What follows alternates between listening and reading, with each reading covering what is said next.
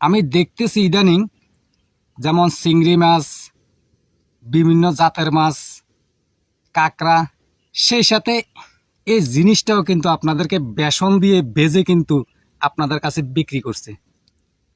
এখন আমার প্রশ্ন হচ্ছে, বুঝেন না আপনি করে কই, এই যে আপনারা চিংড়ি মাছ খান তা তো জানেন, অন্যান্য মাছ খান তাও জানেন, 10 ঠ্যাঙের ক্যাকড়া খান তাও জানেন, এই জিনিসটা যেন খাচ্ছেন, এটা কি খাচ্ছেন ওনারা করতে পারিবেন না?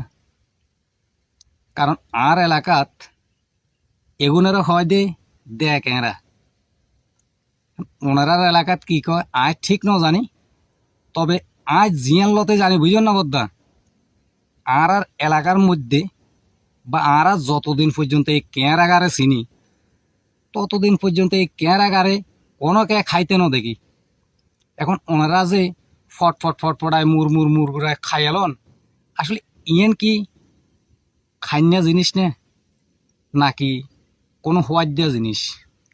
কিনলে এখন যে নিজের টিয়া নষ্ট করিয়ে রে এই অজাইত্যা কুজাইত্যা খানাগুন ওনারা পার্কে যায়, বন্ধু বান্ধব লইয়ে রে 11 দলা মশা করি এই জিনিস গেছে খন, এই যে মূলত কি আর এটা কয় যে ইয়ারে দেখ এংরা, ওনারা এটা কি কয় ঠিক ন জানি, তবে আর জানা মতে আজ পর্যন্ত হনকে আর দেখিন যে এই ক্যারাগা খাইতে এটারা দেখতে তো কেন জমদুদের মতো লাগে, বলে আনারা এল্লা সদর বদলিয়া জিনিসকে কিলে এখন যায়। আজ দুলতে জানি এই ক্যারাইজার লেজিয়ান উপকারে লাগে, ছোট ছোট বাচ্চা গো, কিছু কিছু হালকা পাতলা ওষুধের কাজে লাগে।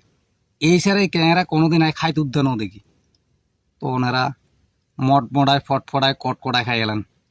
অন্তত আই আন্নগর একখান বালা কথা কই, অনেক পর্যটক এলাকায় যাবেন, সেখানে গিয়ে অন্তত এই কাঁকড়া খাওয়া থেকে বিরত থাকবেন। এটা কোনো খান্যা জিনিস নরে বদ্ধারা অজাতার নিয়াগুনের বিষ মারি দেন যায়। তো যাই হোক, অত আর কথা আমার আর খারাপ লাগ দেয়ারে, আর কথা আনগো মনের মধ্যে কষ্ট হইতে পারেন। তো যাই হোক, আল্লাহ একখানা আশীর্বাদ করিবেন।